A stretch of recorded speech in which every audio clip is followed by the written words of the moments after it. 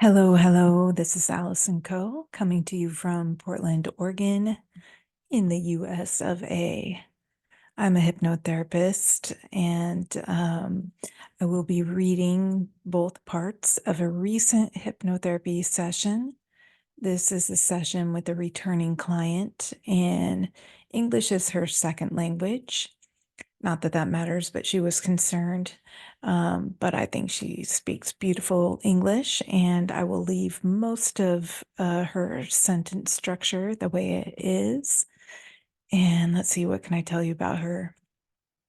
She is a beautiful woman who lives in Germany, and she just put in her final, let's see, she has one more month as of this the session date at her regular job, and she is switching over to doing galactic astrology full time, amongst other things. She is amazing. She channels, she pulls in lots of information all the time. She's out and about and has a YouTube channel, I believe. Um, she said I could share her information, so I will include that in the description box below. Her name is Miriam, and what a wonderful soul she is. And you guys will see that. I do want to say that there were some interesting things in her session, things that really drew my attention because I spend a lot of time, a lot of my free time, I listen to things, as a lot of people do, as I do chores around the house or fall asleep. And some of those things are near-death experiences, and some of the other things are rapture dreams. Now, each of those tie in very distinctly to the sessions that I get to witness every day. So I really love that they are separate, completely separate from what I do, and yet they validate a lot of the information and vice versa. The rapture dreams in particular are happening all over the world right now and have been for the last couple of years. People of all ages, 5-year-olds, 75-year-olds, it doesn't matter. They're all getting similar dreams. And those are fascinating if you want to look those up on YouTube. So some of the things that she mentions in today's session tie into some of the rapture dreams that I listened to, and the Aurora Borealis in particular, and that's why the picture is up on the screen. So if you want to break out of the silo that some of us find us in, the information silo, look those up. Look up some rapture dreams and look up some near-death experiences. And I think you'll find that there's quite a bit of information available in those. All right, that being said, let's get back to the session, or let's get to the session. And let's see. I'll just open up with what Miriam says is on the other side of the door that I have led her through. I'm outdoors and I'm riding my dragon. I'm flying. The dragon was waiting for me at the door already. So I came through the vortex, and it was really cool. Such an exhilarating experience to be back with my dragon, to be reconnected. And now I'm sitting on my dragon, and we are flying, and we've been doing this so many times. And it feels so good to be back with him. I've missed him so much. I bet he missed you too. Yes. What messages does he have for you today? He says it's good to be flying again, to be spreading the wings after such a long time. I've done the right thing to step through the door. I have this thing that we can easily go a bit reckless together, and we have to adjust. We feel a bit rusty, and we have so much fun together. We had so much fun together, and now being back is glorious. There's so much speed. Tell me about the environment that you're flying through. Feels like we're flying really high above Earth. At least it looks like Earth, but I know we're inside of Earth, on inner Earth. And what do you notice is the difference between inner earth and outer earth. The colors are lighter and brighter at the same time. It looks a bit like a watercolor painting, but very vibrant at the same time. And there's a mist. There's a misty impression. The air feels lighter. And I know that there's a curvature of the inner sphere of the Earth's mantle somehow. Now, just as an aside, in an email after her session, she describes this mist in this way. The mist felt a bit supernatural, as if it had a consciousness. I perceived it like a kind of sentient fabric, a very thin veil that connects both inner earth and outer earth. Okay, there you go. What does the energy feel like in this place? It feels more free and more at peace at the same time, and more adventurous. Beautiful. Do you notice any other beings here? The whales are here because they can dive. They can travel between outer earth and inner earth. So it feels like they are flying like we do as well. And they make beautiful sounds. There are a lot of whales diving in right now. It feels they were called when we reconnected, the dragon and I. They are our friends and they travel with us when we're on a mission somehow. And would you say that you have been on a mission or you're on a mission or no? Yes, it feels like we are. And my dragon is helping me to deliver a message from one place to another. And we have a lot of fun. And we could do a lot of beautiful things on our way from one spot to the other.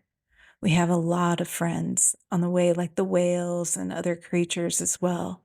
And we visit a lot of other beings too on our way. It is a very free life and very luxurious because we can do whatever we want in between when we deliver a message. It just has to be delivered at some point. It feels really like being a child in a way. Also, I know I'm grown up and I'm very old actually, and my dragon is very old as well, but it still keeps his dragon child energy. You mentioned a message. Is there a message that you're currently holding that you need to deliver? We actually have to collect a message, and we're on our way to collect the message, yes. And then we have to deliver it somewhere else. He knows where to go and where to collect the message. We're going to a kind of a city in a very rough mountain space. And I know this city. It's kind of the capital of the region I live in Earth. It's a city in the mountains, and it is very, very high. And it is very rugged area with pointy rocks, and it sits there. The city looks like a crystal. It's a crystalline city, and it feels like it grew out of the mountains. It has very pointy structures, and it's glowing and glimmering and reflecting the light, and it's glowing from within. It's beautiful. It's so lovely to see again. That sounds amazing. Do you see any beings milling around or no? Not yet, but I know they are inside the city and we have to find the entrance. But we're approaching the entrance now. Yes, it's where I belong. It's my hometown, basically. Oh, it's so good to be back. I'm very excited. We do these, well, it sounds like we're supposed to do a sound, like a screeching or information, informing them that we're approaching, and it's echoing between this little opening where the city is nestled. It's good to make this sound again. It's good to hear it echoing back to us. And before we go any further, I'd just like to ask, what is your appearance in this place? What do you look like? I look human. I'm taller somehow, and I have longer arms and longer legs than a human on the surface of the earth, like very slender. And I'm also a bit pale. I'm actually very pale, And I have bigger eyes and pointy ears, like the mountain tops. And I have very long feet. I have huge feet. And do you get the sense that you're male or female? I think I feel male, but I feel female also, like androgynous maybe. I'm confused. I feel more female, but I have a lot of male energy. Very good. And let's proceed on this mission. We arrive at the entrance.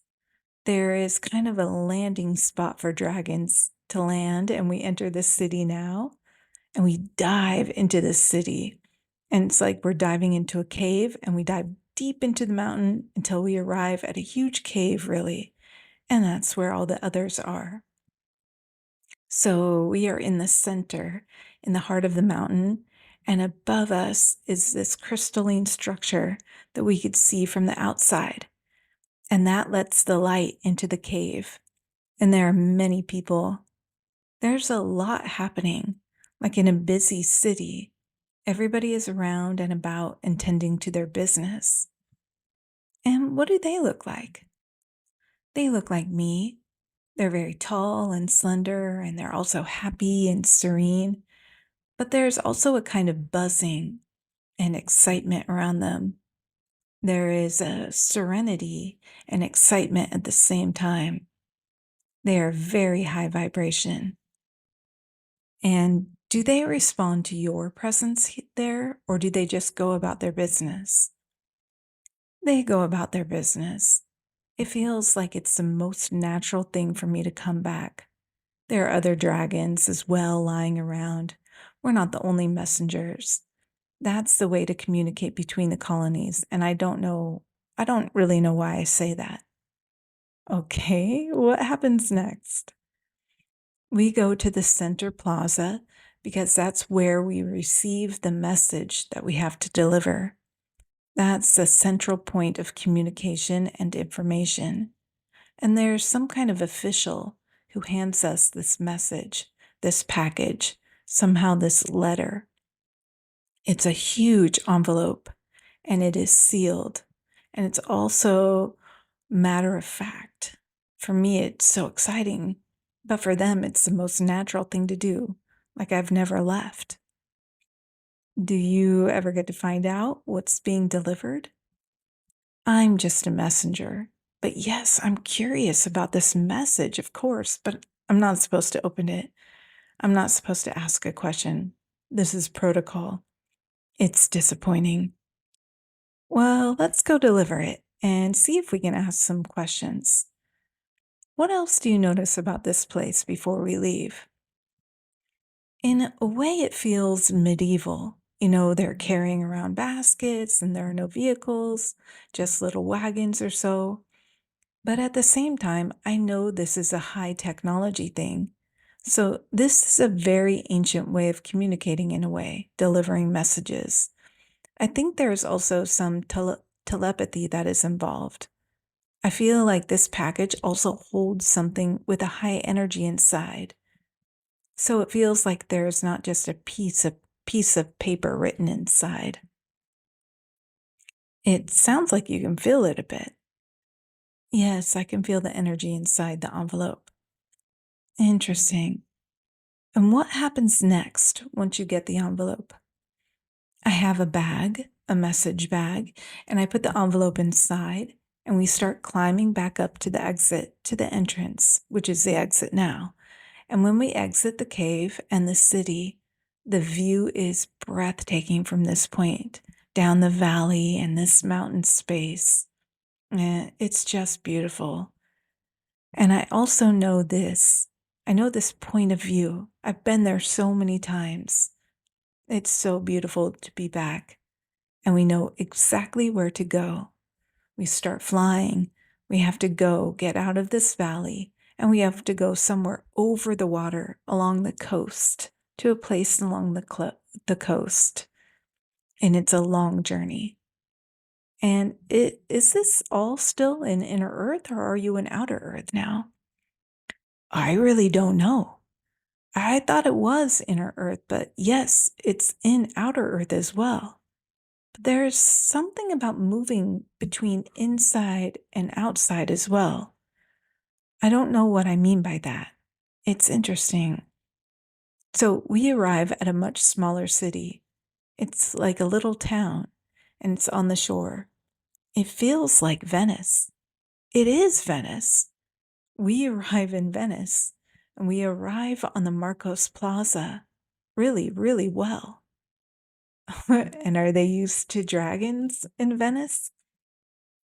Somehow, yes. It feels like this Venice is either in a different time or in a different dimension. And there's also this kind of mist. Yes, it feels like it's Venice of a different density. And it feels kind of medieval too. There are those beautiful boats we know from Venice, those beautiful black elongated boats they used to travel down the lagoon and the Grand Canal.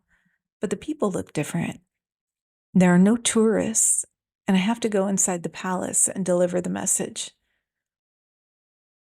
There's a palace there, and this is, I've never been to Venice. I didn't know this. But yeah, there's a palace there. Yes, the Doge's Palace on Marcos Plaza.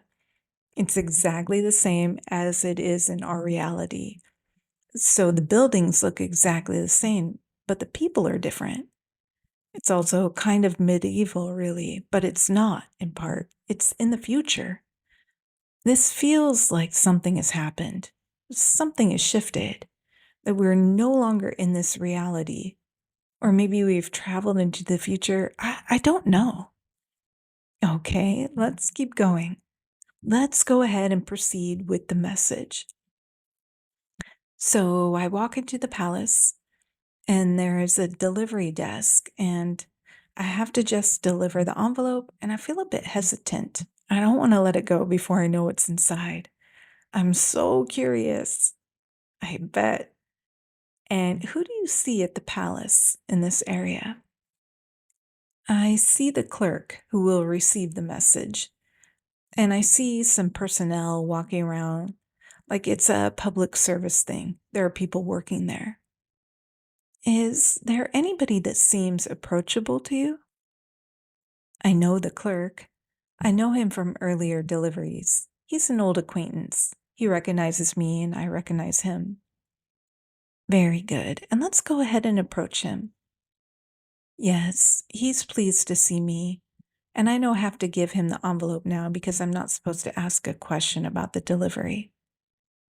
Okay, let's go ahead and ask him about the time. What shifted? He asks what I mean by that. Nothing has shifted. It's been the same like last time when I was there. It feels like I've been there just a couple days or a week ago or something. It feels like I've just come back for another delivery. For him, it feels like business is normal. Okay, let's ask a different question. Let's ask him if he ever heard of a 3D Earth. Yes, it's a long time ago, he says. Would he be willing to tell us a little bit about what he knows about that 3D Earth? What happened to it? He doesn't know much, but yes, he can talk about it. He says that there was some kind of a rip in space-time. So some kind of a space-time rupture in a way. And that's when 3D Earth disappeared. Or not disappeared, but there was another dimension opening up, and everything shifted into this other dimension. And everything that was not supported in a lot of the old world had to leave. And it feels less dense, really. Also, it looks the same. It's less dense and lighter and brighter, like inner Earth. It feels like the energy of inner Earth has moved to outer Earth as well, like they have merged. That's what happened. This was the rip in space-time. And did he ever live on the 3D Earth? He didn't. Does he know anyone who did? He says the elders were talking about it when it happened. So it's not so far away, maybe 2 or 3 generations back. Would he be willing to take us to the elders? Yes. We walk down the Marcos Plaza, and as usual, there are a lot of cafes, and there are old men sitting in front of the cafe and enjoying the sun, and they are having an espresso. Old Italian men who are enjoying their time, talking and chatting and having an espresso. That sounds like heaven. So, are these the men that he's introducing us to, or no? Yes, they are two old men, and the clerk says he has to go back to work, to his desk. Okay, let's thank him and let's introduce ourselves to these men. So I ask if I can sit with those two old men, and they say yes. And the waiter brings me an espresso as well, which is nice. Very good.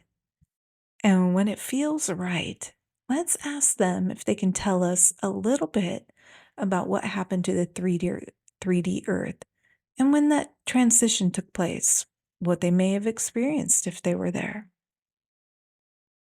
It happened in cascading events, and they say it really started like those auroras, those northern lights we were experiencing a few weeks or last week or so ago, and this continued for a time. And then there were auroras and northern lights all over the world, and they continued and continued. And at some point, they explained it like the sky opened and the auroras were not only visible, but they came down to the earth. It was like the energy was melting down. This happened for quite some time, and the people got very scared. First, it was beautiful to see those lights, but then those lights kind of flowed down on earth. People got scared. At some point, the whole earth was enveloped in these northern lights, and this took some time, and there was a lot of panic everywhere, and people tried to stay inside and didn't dare go outside because there was so much to be around. And at some point, the northern lights kind of went back in the sky. So they flowed back. They slowly subsided, and then everything was different. That's what they tell me. They were kids. Oh, they were kids? Yes. Do they remember how long that process took? They said it took, at the same time, it took a very long time and it was very fast. So during that time didn't exist really. So it went very fast and it took a long time. But perhaps for children it's different. So they say after the northern lights disappeared, a lot of grown-ups had disappeared as well. It was very shocking. Like there were a lot of people who just weren't there anymore. Do they understand where they went? They say they were just projections. They didn't really exist. It was just in our 3D reality that they were there. It's like in those computer games where there are those background people who do not have any function but to build up the scenery in the way, like extras. Can we ask him if he experienced any changes over that time frame? If he noticed anything, changes in his body or anything else? Yes, he said it took a long time, but it was like they were just watching and waiting until this phenomenon was over. And they say they didn't feel too bad during that time, but when the northern lights disappeared, everything felt lighter and brighter. Also, everything feels exactly the same. I can touch the table, I can drink the espresso.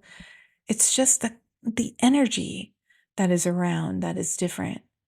There's this kind of sizzling energy in a way, and there's this mist, and I believe this mist kind of adds to this high energy because this mist comes from inner earth.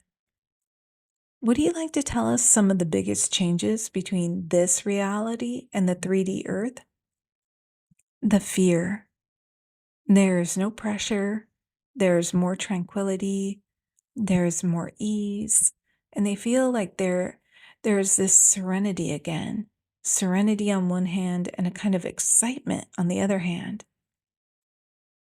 And can you tell us if there are any skills or abilities that have shifted for humans or non-humans in this place?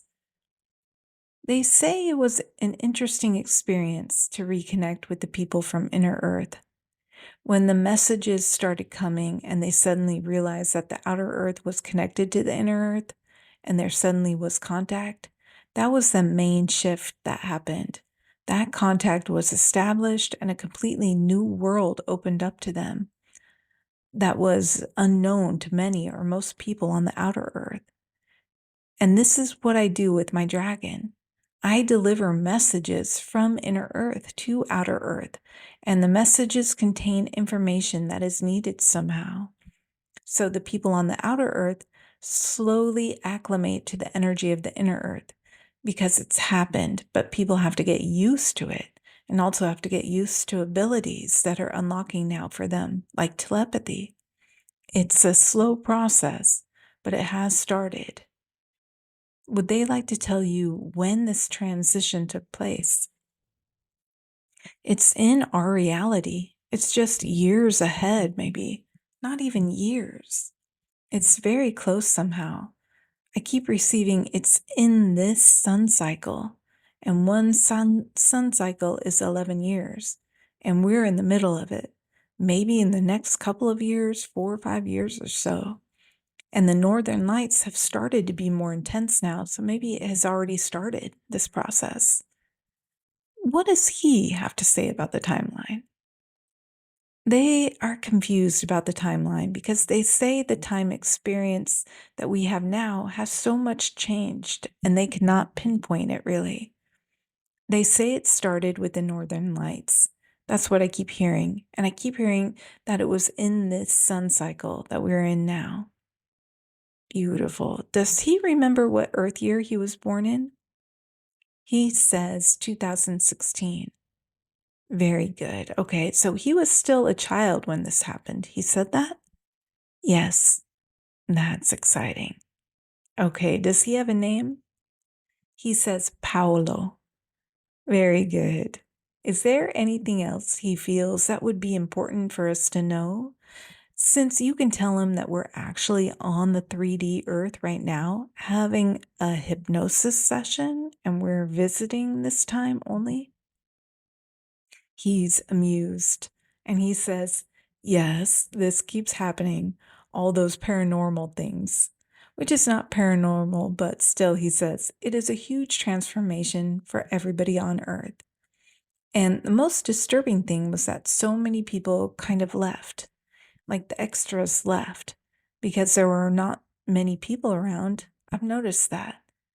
As I said, there are no tourists. And he says, Venice is really empty. And it was very crowded when he was a child. And now it's empty. And everybody is glad about it, really. And everybody knows everybody. And they all have so much time. And they're so happy. There's a happiness around that. He doesn't, pardon me, it's late at night. He doesn't remember as a child, and he wants to travel to Inner Earth. Does he get to travel to Inner Earth? He says it's not time yet, but it will come. The transition phase is not finished yet. The humans on Outer Earth have to be educated more, have to understand more what has happened. Yes, that's what he says, but they are patient and they are happy. Do you have any questions for him? So, when he was a child, when this was happening, and now he's an old man, there must have been at least 60 or 70 years that have passed. So, what has happened in this time frame? I mean, a whole life was lived in this transition space. How can you be so patient? And he says, it's a good life now. And he's happy in Venice, and it's his hometown. So there's no rush. He says there's no rush. There's enough time to explore everything. And time has become something completely different. And the messages from Inner Earth are still there. They're so exciting.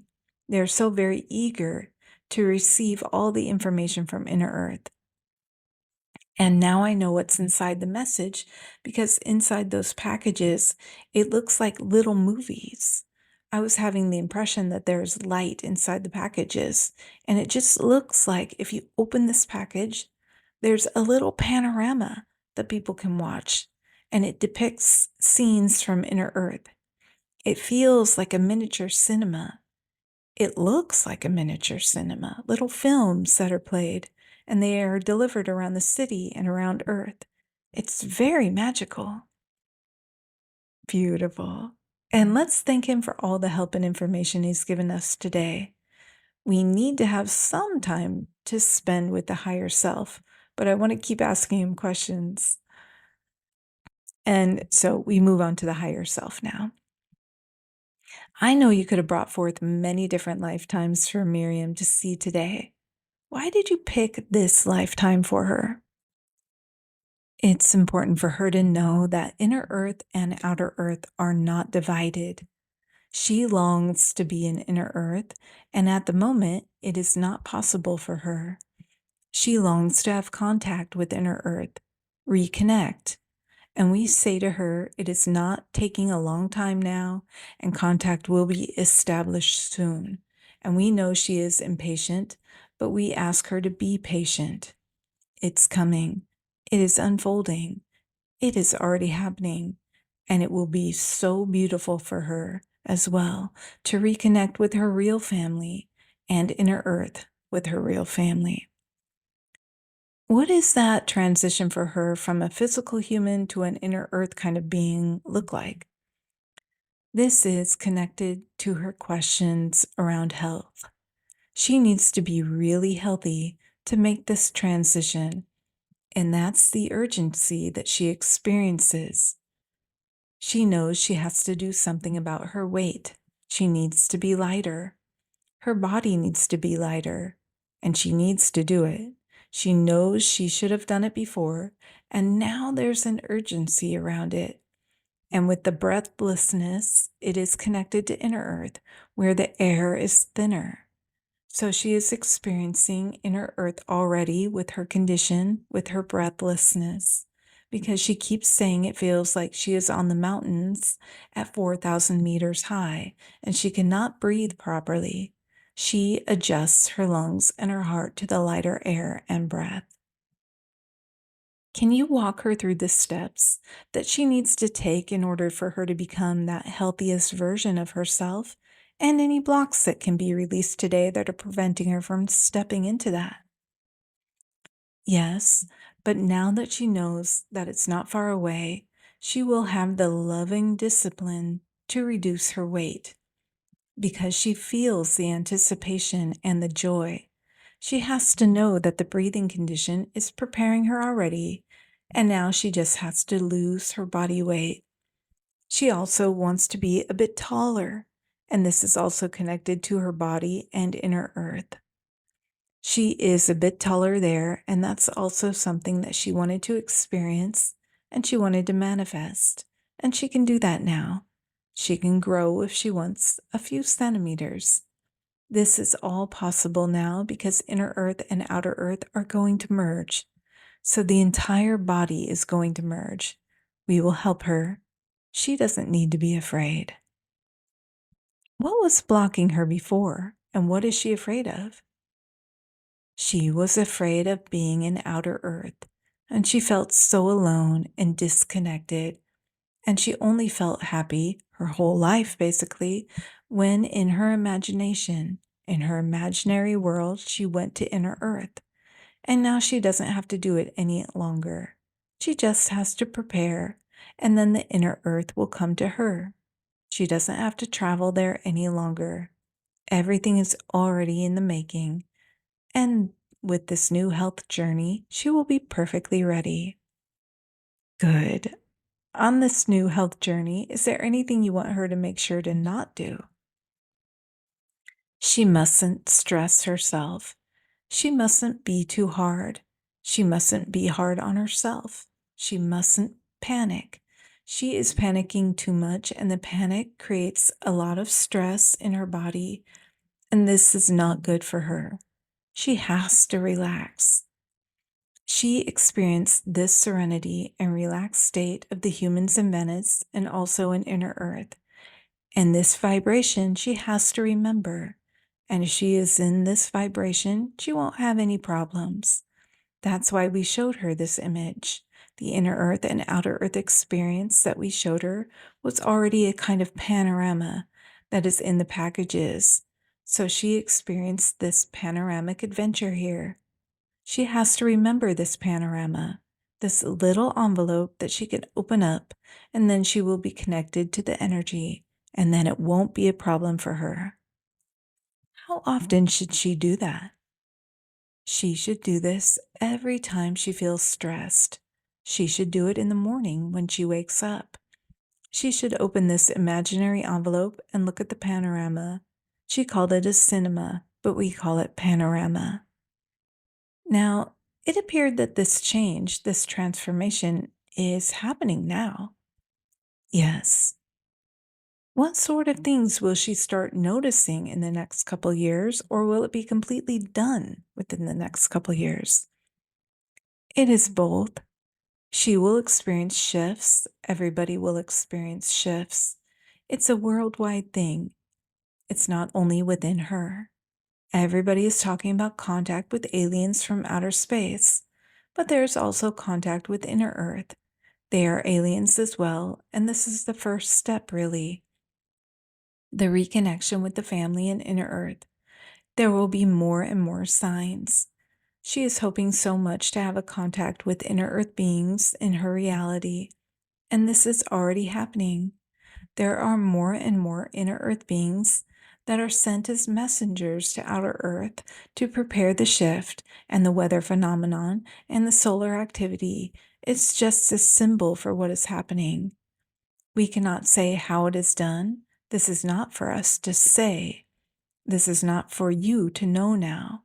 Just know that it is happening, and there are new frequencies of colors opening up.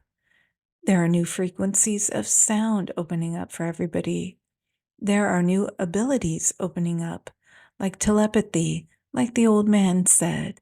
And this is going to happen for everybody, not only for her. This is happening to mankind, to humanity. It will be a great adventure. She has some questions today, notably about this transition that's occurring in her work life. She has done the necessary step. We are so excited for her. This is an exciting time. What are some of the next steps on her journey to become that professional galactic astrologer and attract more clients to her? She needs to be more. She has to know that she has everything that it takes, and she knows that she is here to do exactly that. It has taken her a long time, and she was very impatient to find the right thing to do. She has to be more. She has tried out a lot of stuff, and now she is stepping into herself, really. She is stepping into her mission now. She has prayed for that so long, and it has happened last year, and she knows how fast it went, and she knows how fast she can manifest change. She always thinks she cannot manifest, but she is a great manifester. So she will manifest clients that are perfect for her. She doesn't have to be afraid, and she doesn't have to panic, like she doesn't have to panic around her head. She doesn't have to panic around her profession now. She is doing exactly the right thing at the right time. It's perfect timing. Are there other formats that she should make her way into? Perhaps YouTube? What do you recommend for that expansion? She has to step into the public now. She was too reclusive. She was a bit afraid. She didn't feel comfortable, and she didn't feel she had enough knowledge, and this is all not true. She needs to step into the light. She needs to step into the public. She has to do everything that makes astrology more known. It is a tool, and it will shift, and it will evolve. But for the moment, it is the perfect thing for her to do. And it feels like she has to put on a different dress now, the dress of the galactic astrologer, and she will feel so comfortable with that. And she will be comfortable with her YouTube channel or whatever channel she wants to do. She has to show her face to the public. She has to talk about galactic astrology. She has to talk about a client's session story combined with a testimonial from the client, and she wants to promote the client's soul mission here on Earth. She should start doing that, but instead of writing it down, she should tell the story to the public. She should do a video. She should show the charts. She should showcase what the clients do and show everybody how a star seed can do beautiful things on Earth, and they're all needed now. She has to start interviewing other people as well. Anything else she should know, or any blind spots she may have with regards to her work as a galactic astrologer? She is a beautiful flower that is unfolding, and she just has to be curious and experiment. She is creative, and she will come up with so many ideas. Yes, she will. She'll look at different angles, and she has the people around her that will show her what to do. She will be inspired more than ever before this. She doesn't have to be afraid of blind spots. She needs to be concentrated on her mission now, and she needs to be happy with it. And again, use this serenity and this high vibration. And with that, everything will fall into place. Yes, she needs to work with professionals who want to expand their business, and everything is perfect. She doesn't have to worry. She has opened the store today. She says she wants to know what her guides are saying. They are overjoyed. They are so happy she finally did this step. It was hard work for them. There was a lot of push and pull. They are dancing and they are having a huge party right now. She will have moments where she has to struggle. She will have moments where she will have doubt. She will have moments where she doesn't know if it really works out the way we are showing her right now. This self-doubt has to stop. This constant questioning if she's on the right path, this waiting for the sign, as she says, this has to stop. She needs to embody the galactic astrologer now. She has to put on this beautiful galactic astrologer dress, and she has to stop worrying. This is the most important thing. She knows she is guided. She knows she is protected. And if there's any doubt, she can always go back to her dragon and have a little ride and let the wind blow through her hair, and then she will be clear and on track again. Very good. Thank you. She asks what the specific guides are here for, like Medusa. What is she here for? The snakes, they represent her life force. They represent her Kundalini energy also. She knows all the archetypical qualities of the snakes. And the snakes, they can blow around, but they can also align. And when they align, they develop a huge power. And that's what the Medusa is here for. She represents the power that she holds. And that's why Medusa is here. The inner earth woman is her healer aspect, her wise woman aspect. But the Medusa, that's the power that she holds. And she can use the energy of the snake, the archetypical energy of the snake. She knows that all. We don't have to tell her. What can you tell her about the light language and possibly increasing its impact, improving its impact, making it clear and pure? She will be a better channel when she loses weight because the structure of her body will change and she will do a huge transition now and on a physical plane. And this will help her focus on being a channel. This will help her focus on her light language. This will help her to get clearer. Recall the image of the mountains and the city between the mountains with the pointed tops. This is what her light language will become. It will be more crystalline. The crystalline structure will help to convey the message better to the client. She was curious, should she continue channeling or just work on the light language transmissions? She should work on the light language, and she should combine both.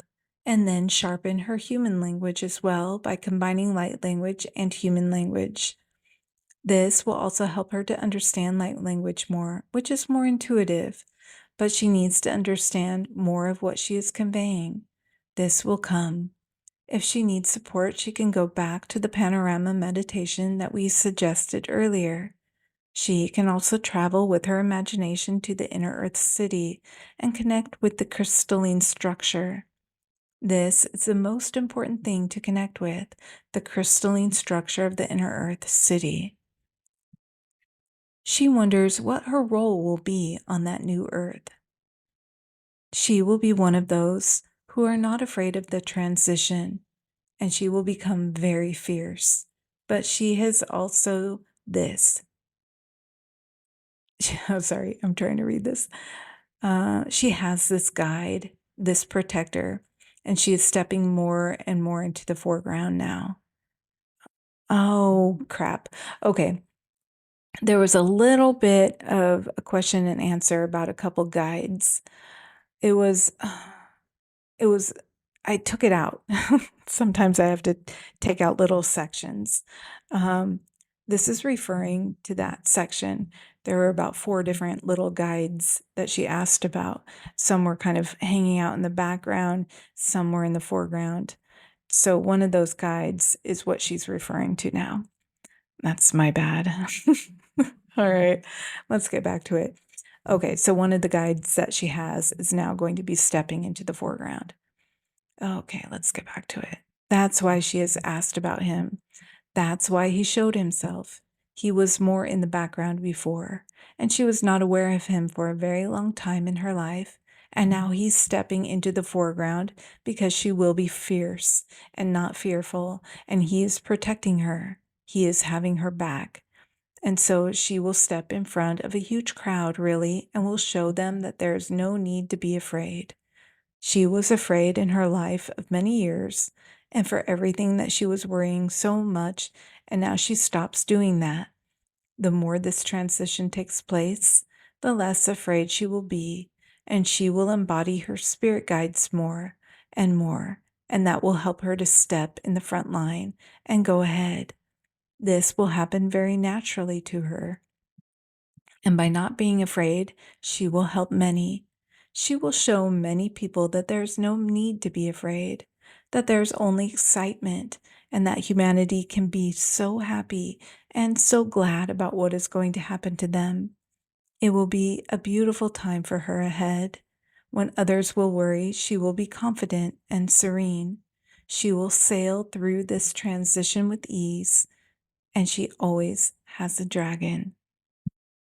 About that transition phase, it was mentioned by that elder who was actually a child during this transition that everyone was really scared when the lights came down. What things will she notice shift or change, whether that's electronics not working or what kind of things will be affected by those lights coming down? And how long will that process take? Yes, there will be a lot of interruption of electronics, and this is a good thing that is going to happen to everybody because at the same time, people will start to rely on their telepathic abilities more. Internet is something like a tool for communication already, and now humans have to remember that they have this ability quite naturally. A lot of people will experience this magnetic and electric change in their bodies, and there has to happen a lot of rewiring in the bodies. They will become more thirsty. Everybody is going to be so thirsty because water is a conduit for magnetic and electromagnetic energy. She doesn't know how to express that properly because she is not a physicist, but this is something that has to be discovered in the coming times. It's not so important for her, so electronics will intermittently stop working all over the planet, and there will be a rewiring as well. There will be more community happening and less globalization. This will change the whole world in a very rapid manner, and there will be a lot of panic and there will be a lot of stress around the place.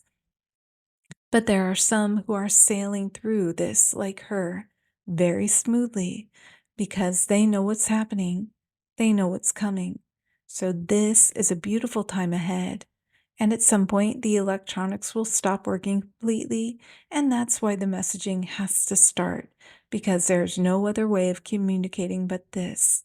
And this will start happening soon as well. The messages will come, the panoramas will appear, and then she knows it's not far away. Beautiful. Thank you for that. We were curious about how her time should be scheduled and allocated once her current job is over. She needs to heal her body. That is most important. She has to take care of her body now. She should start doing that during the transition time in the next couple of weeks or already. She is going to be very busy after she is leaving her job completely. There will be so much happening that the transition will be fast and furious, and she needs to make time for her body to heal. She needs to start exercising. She needs to implement her yoga exercises that she has been trying to do for many years. She is an experienced yogini, and she should really establish a routine here to heal her body. This is important. This is most important. She should practice and exercise daily in small steps in the beginning because of her breathlessness. When will she start seeing that healing take place if she does everything that you've mentioned today? When will she start seeing the weight drop and the improvement in her breathing? It will be only a matter of days, let's say 10 days to 14 days, and she will experience a massive improvement already with her breathlessness, and also she will lose weight fast if she does everything that we've mentioned today.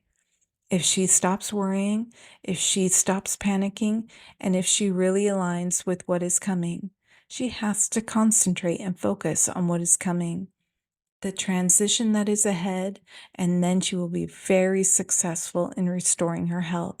And we will help her with that on many levels that she does not know about, but she will have help. She will be supported if she takes the first steps, like the step she took today in coming here. As we are ending our session, do you have any final messages for Miriam today? She has to concentrate on herself now. She needs to let go of any bad consciousness around leaving her job, around leaving her colleagues, around leaving this old paradigm. This is important now for her. She has to put on her galactic astrologer dress, and she has to focus on her health, and she has to focus on this new job that she's taking on. This is the most important thing for her now, and then everything will unfold for her. This is all we have to say. So that is the end of our session. Thank you, Miriam, for sharing this session with us today. I hope that anybody who's interested in galactic astrology will reach out to her.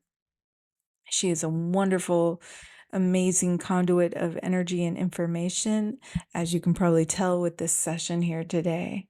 Interesting stuff, and of course, take everything that you hear in these sessions with a grain of salt. Use your own discernment. Decide what's right for you. We all have our own path here on this world and in this shift. And one person's path may not be the same as yours. But I do find it so fascinating and very, I don't know, calming and reassuring to listen to other information through other avenues, right? Those rapture dreams, those near-death experiences.